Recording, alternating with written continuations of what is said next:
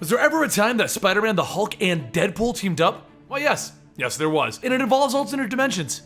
Welcome to the Complete Story Series, where I take trade paperbacks and single issues and I break them down into digestible bites to help you understand. Then I read it dramatically back to you, all alterations to the panels, text, and images are to prevent copyright problems, and all art is owned by its respective companies. This takes place a long time ago, so we do have Peter Parker Spider-Man, Bruce Banner Hulk, and Deadpool with voices in his head. Don't overthink where this takes place in the timeline, just enjoy it. If it seems too good to be true, it probably is. That's one of those Uncle Ben-isms, but then again, it's just another night for the Amazing Spider. Beating up bad guys, everyone praising you. It's like it's the perfect world, the perfect life. There's only one problem, it's not mine, Spider-Man says as he swings around under the guise of the Amazing Spider. Peter Parker is standing in for, well, Peter Parker of a different reality. This world's Peter Parker got injured.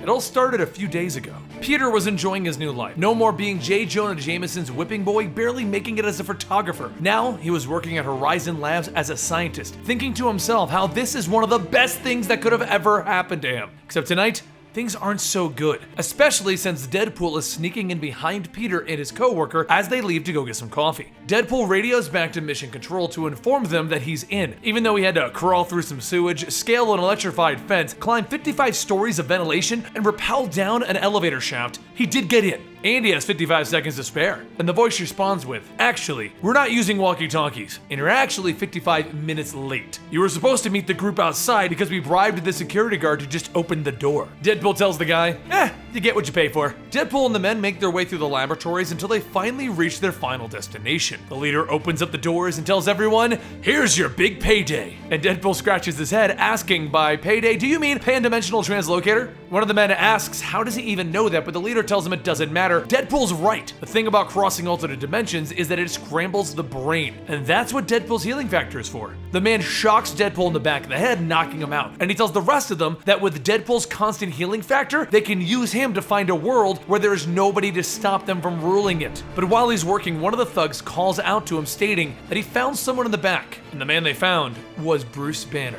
Bruce was working at Horizon Labs as a consultant. The man holding the gun to Bruce's head tells him that he can't leave any witnesses, and Bruce tells him, seriously, you don't want to do that. A second later, bam, the gunshot goes off, and where Bruce was standing is now a very angry Hulk. Also, Spider-Man heard that gunshot. Peter Parker runs into the room and he hears the group leader talking about something involving the computer overloading and a massive system failure, and then in a white flash, they all vanish.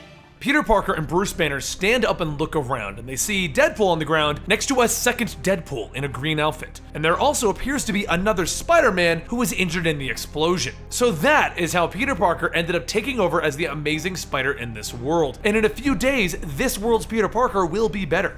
So as Peter goes about his day as the Amazing Spider, everything begins to feel normal, except that the bad guys don't really fight anymore. Apparently, this world's Amazing Spider has beaten everyone from Galactus to the lowest level thug, and this has caused all of the thugs to be afraid of him. So after he has Rhino arrested, Peter goes back to the Web, a layer to this world's Peter Parker. Peter tells the New World Pete that he and his friends really need to get going. Doesn't Pete have any other superheroes to take over? But Pete tells him actually no. Amazing Spider is the most powerful superhero here, and there's no need for other superheroes. So Peter asks what about Reed Richards or Tony Stark? And Pete tells him that they're here, but they're not here as active superheroes. Peter then looks at a photo of Pete and Tony's kind of fat. Pete then tells him just a few more days and then he'll get him back home. The next day, Peter heads off to Parker Technologies to carry out Pete's life, but while he's there, he notices that there's a lot of information on interdimensional research. In fact, there's a lot of information on other world Spider-Men. But that's not the only thing that he sees. He sees a framed picture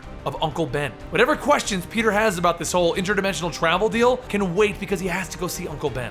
Peter knocks on the door, nervous, and Ben opens the doors, and then with open arms, he says, "Hello, Peter." Or should I say, hello, Spider-Man. Ben tells him that this world's Pete told him all about Peter and how he's been helping out, and that he should come in. They have so much to talk about. Peter tells Ben the story of how in his world, his Uncle Ben didn't live through the shooting, and how Pete is so lucky to have him. Ben tells him luck had nothing to do with it. Life is what you make of it. With great power comes a responsibility to stay powerful. Aunt May appears before them then, pouring some tea, and Peter notices her hands are a bit shaky. But before Peter can ask, Ben tells him that she's just not used to Peter having these strange spider powers.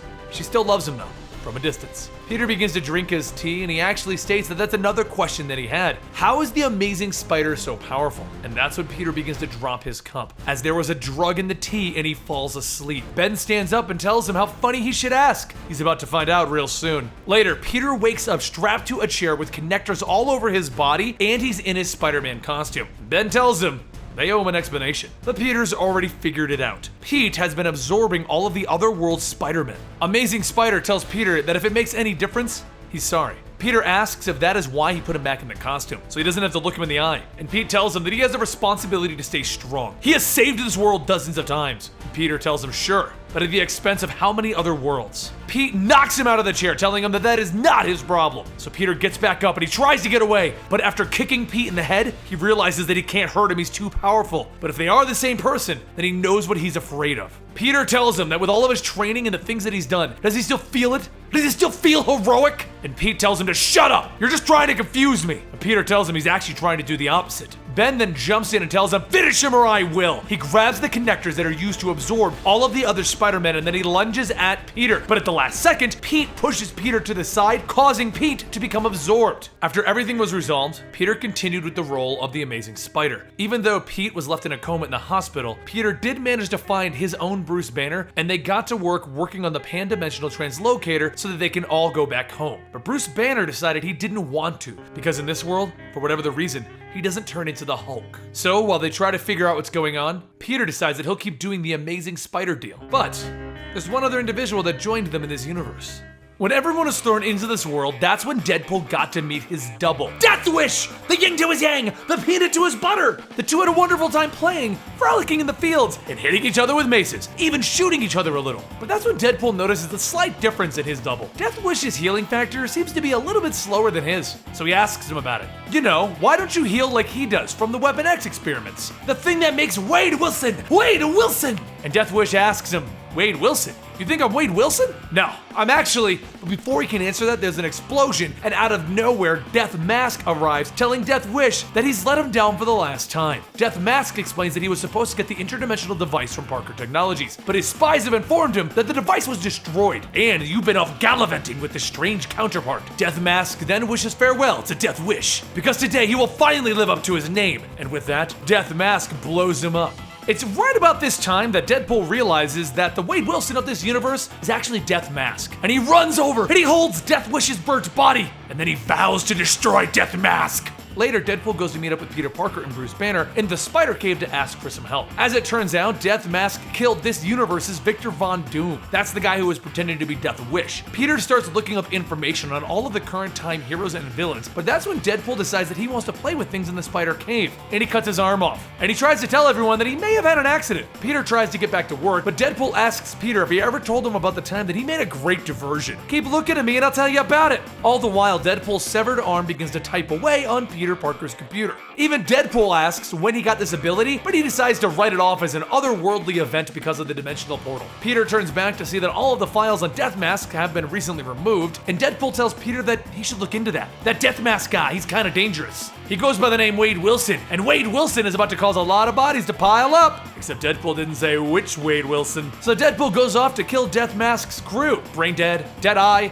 Deadhead, and even Bob. And now it's time for Deadpool to go into Wilson Tower. So after telling the robot guards that he needs to go in because he is Wade Wilson, the robots realize that yes, he is Wade Wilson, and that he may enter. Ha! Stupid Deathbots! Once Deadpool gets back upstairs, he confronts Death Mask for killing Death Wish, and he proceeds to shoot him. But with the armor that he's wearing, the bullets don't do so much, and Deadpool has a better idea. A bomb! And he tosses Death Mask the bomb. Death Mask tells him that this is kind of stupid. We are the same. We're the same healing factor. And Deadpool tells him, yes, but you're the one with the bomb. And after the bomb explodes, it knocks Death Mask to the ground, knocking him out. And then to make sure that he's really knocked out, Deadpool kicks his helmet a few times. And now for the next part of his plan, the switcheroo.